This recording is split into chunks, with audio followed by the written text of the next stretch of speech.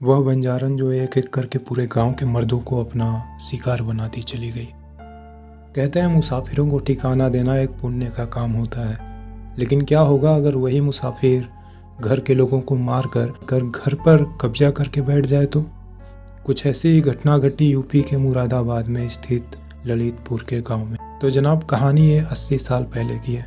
इस गांव में सभी लोग खुशी खुशी अपने परिवार के साथ अपना जीवन व्यतीत करते आ रहे थे कि एक रात की बात है। ललितपुर के गांव का रहने वाला हीरानाथ जंगल के रास्ते से अपने घर को लौट रहा था। तभी कुछ दूर आगे ही चला था वो कि उसे उस जंगल में एक अकेली खड़ी औरत दिखी जो काफ़ी जवान थी। हीरानाथ दूर से बोला कि तुम कौन हो और इस अंधेरी रात में इस जंगल में क्या कर रही हो। वो औरत उसे जवाब नहीं दी। तब हीरानाथ उसके पास जा पहुंचा। दरअसल ये औरत कोई आम नहीं थी, एक डायन थी जो एक बंजारन के रूप में थी।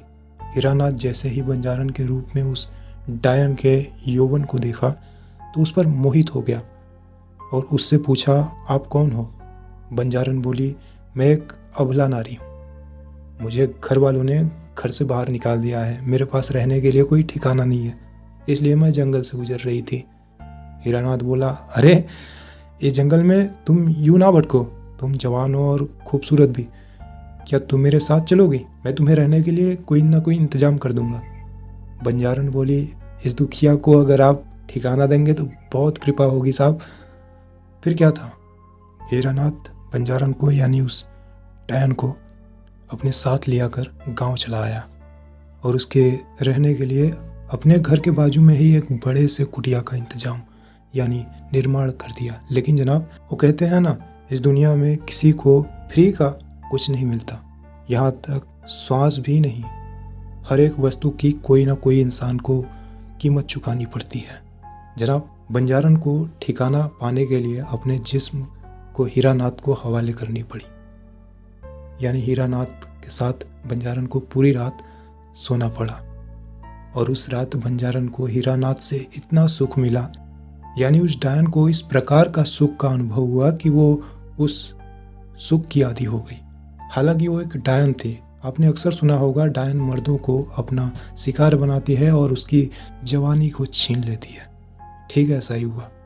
बंजारन के रूप में डायन धीरे धीरे हीरानाथ को खोखला कर समाप्त कर डाली, यानी उसको मौत के घाट उतार दी। फिर भी उसका मन नहीं भरा, यानी उसके अंदर पूरे गांव के मर्दों को देखकर उनके साथ विचलन करने का मन करने लगा और वो लोगों को अपने हुस्न के जाल में फंसाकर उनके साथ विचलन करती और उनको मार डालती। जनाब, बंजारन यानी उस डायन के सौंदर्य से जवान तो जवान बुजुर्ग भी उसको देखकर फिसलते चले गए और सब मारे गए। और धीरे धीरे ललितपुर के छोटे से गांव से मर्दों का नामो निशान मिटता चला गया और आज वो मुरादाबाद में स्थित ललितपुर गांव पूरा गांव ही नहीं रहा। आज उसे लता का जंगल कहा जाता है।